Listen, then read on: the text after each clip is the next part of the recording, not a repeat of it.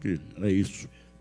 Só para te dizer uma coisa, o que menos importa aí é qual é o que eu tenho prioridade, porque você sabe que no nosso programa de governo a gente tem feito uma reforma agrária progressiva em que a gente possa taxar, sabe, a parte mais rica da sociedade, taxar menos a produtividade, taxar mais o patrimônio. Agora, tudo isso é desejo, sabe, de uma pessoa, de um partido político e que precisa ser colocado à disposição de um debate para saber se é isso que a sociedade quer.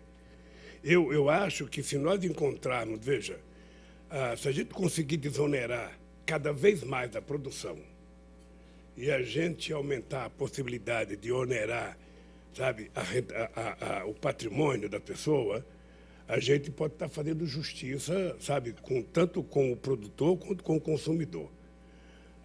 Eu acho que nós podemos chegar lá, se a gente tiver disposição de discutir abertamente, cada um querendo fazer o melhor para o país. Eu acho que tem que ser logo, porque, veja, o mandato é de 4 anos. O mandato é de 4 anos. Se eu e o Alckmin tomarmos posse, se a gente ganhar as eleições e a gente começar a deixar essas coisas para amanhã, a gente não faz mais. Eu queria até dizer para vocês que a primeira coisa que eu quero fazer, se a gente ganhar as eleições, é, na primeira semana ou na segunda semana de janeiro, reunir todos os 27 governadores para que a gente restabeleça duas coisas. Primeiro, restabelecer o Pacto Federativo, para que a gente possa criar uma relação de respeito entre os estados. E segundo, a gente tentar ver quais são as 3 ou 4 obras de prioridade de infraestrutura em cada estado, para que a gente possa construir um pacote de infraestrutura para que a gente comece imediatamente a trabalhar para tentar gerar emprego. E vamos tentar arrumar dinheiro. Nós vamos trabalhar para o BNDES voltar a ser um banco financiador do desenvolvimento desse país. Quando o BNDES exerceu essa função, esse país andou muito bem. Se não fosse a vontade do poder público de fazer investimento quando quebrou o Lehman Brothers, a gente não tinha recuperado a economia brasileira. Eu lembro que eu até liguei para o Obama para ele criar um BNDES lá. Ele falou que lá nem pensar, sabe? Mas, então, nós vamos ter que fazer imediatamente essas coisas. A minha ideia, veja, eu vou dizer uma coisa que eu não estou sentando na cadeira como Fernando Henrique Cardoso fez com o Jânio Quadros em 85, não. A minha ideia é que se a gente ganhar as eleições, nós vamos tentar, sabe, eu sou contra tentar, você tem que anunciar o que é que você vai fazer nos primeiros 100 dias. Nos 100 dias você não faz nada.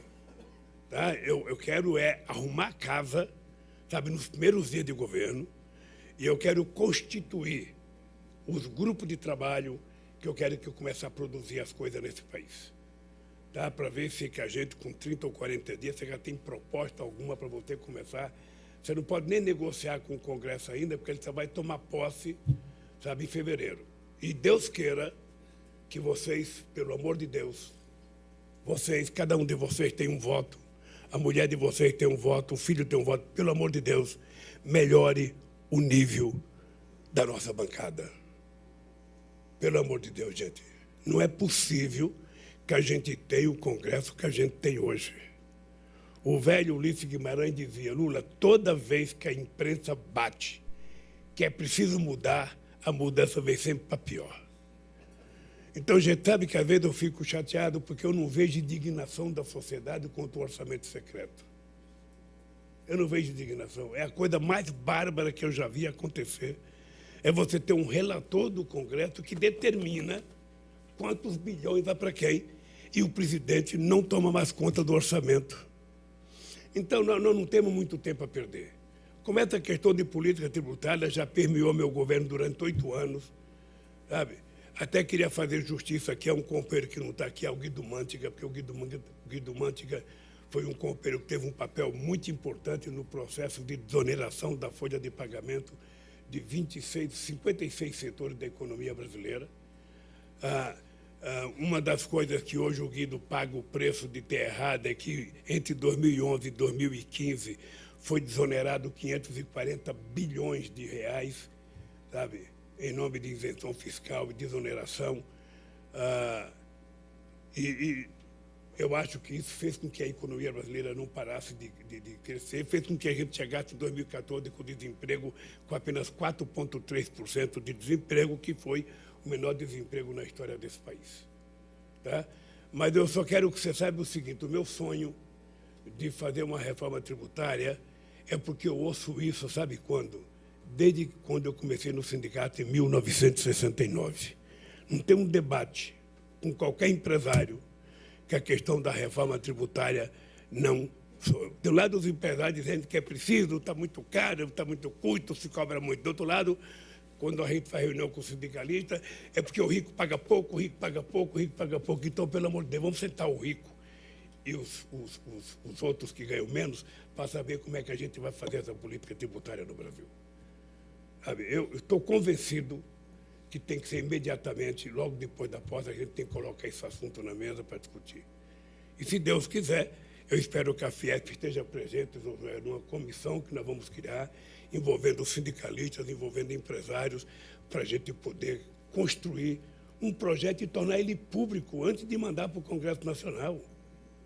Quem sabe indicar um relator que vá levar a sério aquilo, porque nem sempre o relator cumpre aquilo que promete com você.